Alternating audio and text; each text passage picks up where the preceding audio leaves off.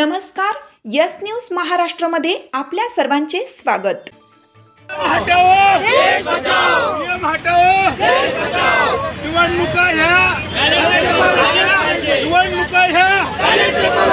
वंचित बहुजन आघाडीचा, वंचित बहुजन आघाडीचा। बाळासाहेब आंबेडकर आगे बढ़ो, हम तुम्हारे साथ। बाळासाहेब आंबेडकर आगे बढ़ो, हम तुम्हारे साथ। बाळासाहेब आंबेडकर आगे बढ़ो, हम तुम्हारे साथ। नियम हटाओ देश बचाओ, नियम हटाओ देश बचाओ, नियम हटाओ देश बचाओ। प्रेक्षकांनो, एस न्यूज महाराष्ट्राच्या बातमीपत्रामध्ये पुन्हा एकदा आपलं मी सर्वांचं स्वागत करतोय।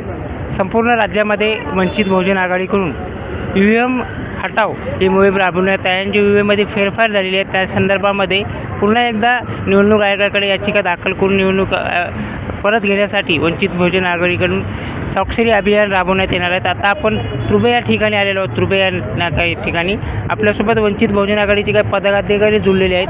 सर, आज तुम्ही हे स्वाक्षरी अभियान राबवता आहात, तुम्ही किती लोकांचा तुम्हाला प्रतिसाद आहे, याच्या पाठीमागची तुमची काय पार्श्वभूमी आहे?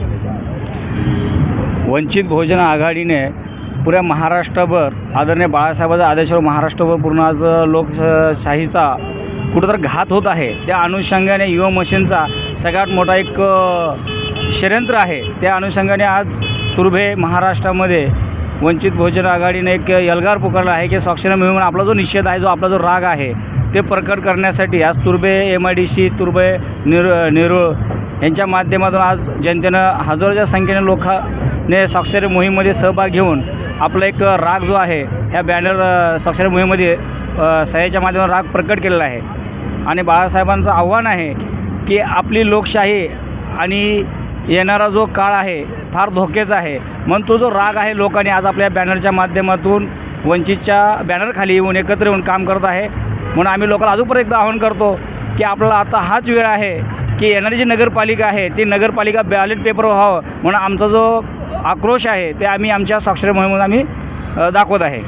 आपल्यासोबत वंचित बहुजन आघाडीचे इतर पण पदाधिकारी आहेत। सर, आज तुम्ही या स्वाक्षरी मोहिमेमध्ये सहभागी केलेले आहेत, स्वाक्षरी केलेली आहेत, काय सांगणार आहात तुम्ही?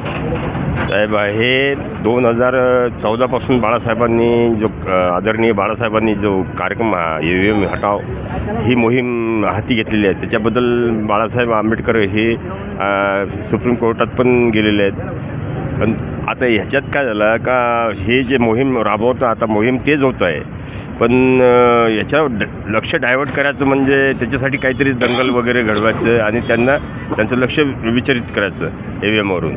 तर त्याच्यासाठी आज जे तुर्भा नवी मुंबई या ठिकाणी आम्ही सर्वांनी ही मोहीम आदरणीय बाळासाहेबांच्या आदेशानुसार या ठिकाणी आम्ही स्वाक्षरी मोहीम राबवत आहोत।